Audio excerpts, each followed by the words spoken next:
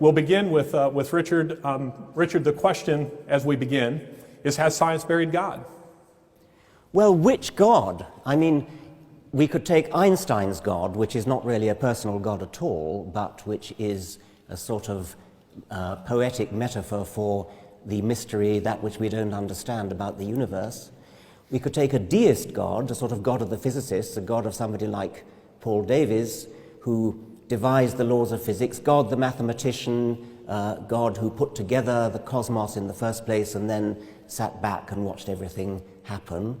And that would be, the deist God would be one that I think it would be, one could make a reasonably respectable case for that, not a case that I would accept, but I think it is a serious discussion that we could have. The third kind of God is one of which there are thousands and thousands of varieties, Zeus and Thor and Apollo and Amun-Ra and Yahweh.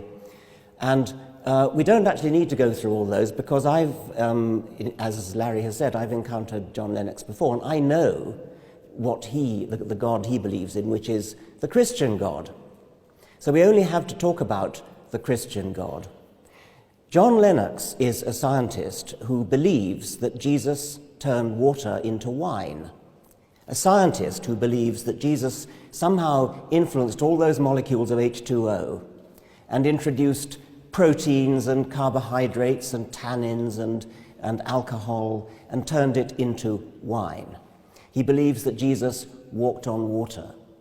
I had been accustomed to debating with sophisticated theologians, and I come across John Lennox, who is a scientist who believes in all those things. In particular, he believes that the creator of the universe, the God who devised the laws of physics, the laws of mathematics, the physical constants, who devised the parsecs of space, billions of light years of space, billions of years of time, that this paragon of physical science, this genius of mathematics, couldn't think of a better way to rid the world of sin than to come to this little speck of cosmic dust and have himself tortured and executed so that he could forgive himself.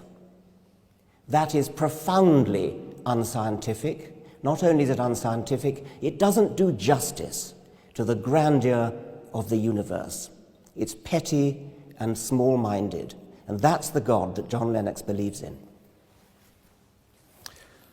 Well, Richard, thank you for explaining so clearly, at least in part, what I believe.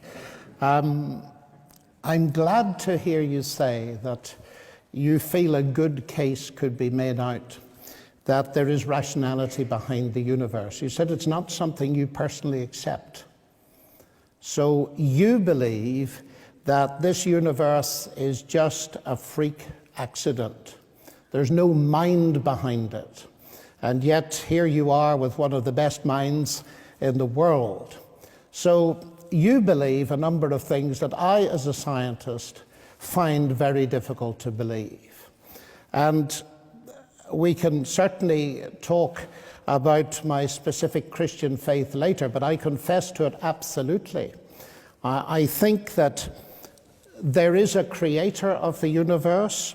He created it, but he's not just a force, he's a person.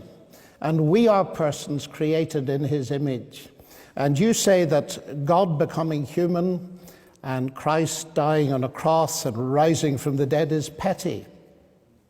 I think the exact opposite. It's not petty, because it deals seriously with the fundamental problem that I don't think atheism even begins to deal with, and that is the problem of our alienation with God.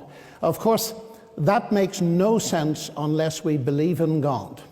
So I don't know how we should proceed. Perhaps the best way to start would be this. As a scientist, we both believe in the rational intelligibility of the universe.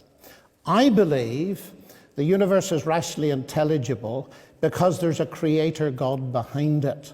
Now, how do you account for the rational intelligibility of the universe? Well, John, you said that I believe that the universe is a freak accident, which is the opposite of what you believe.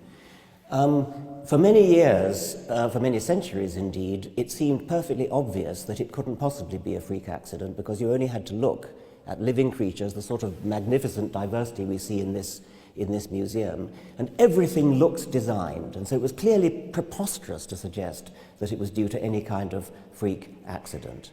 Darwin came along and showed that it's not actually a freak accident, but nor is it designed. There's a third way, which in the case of biology is evolution by natural selection, which produces a close imitation of something that is designed. It's not designed, we know that now, we understand how it happened, but it looks very designed. Now the cosmos hasn't yet had its Darwin.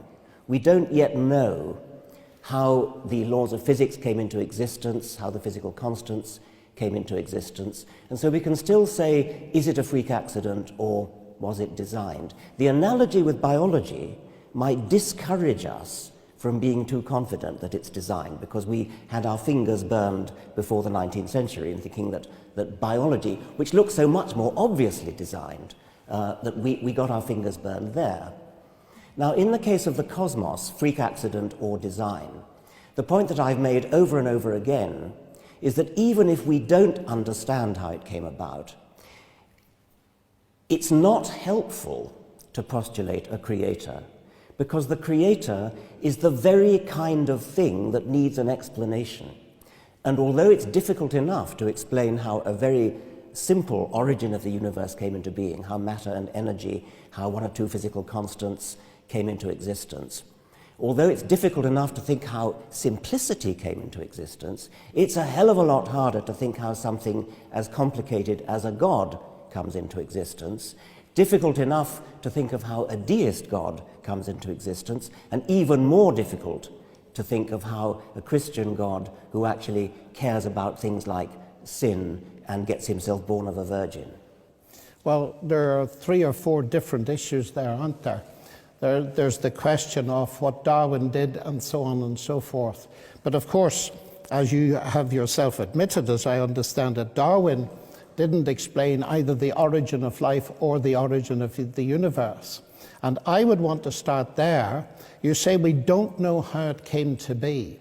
But as scientists and cosmologists, physicists, we're studying it, and that very study and your own science assumes that the universe is rationally intelligible. Now, correct me if I'm wrong, but it seems to me that atheism is saying that the thoughts in our minds are in the end only the results of a mindless, unguided process. Now, if that is the case, it seems to me that it's very difficult to see how they could tell us anything that is true about ourselves. I think it was Steven Pinker who said, wasn't it, that evolution has to do with reproductive success and nothing to do with truth.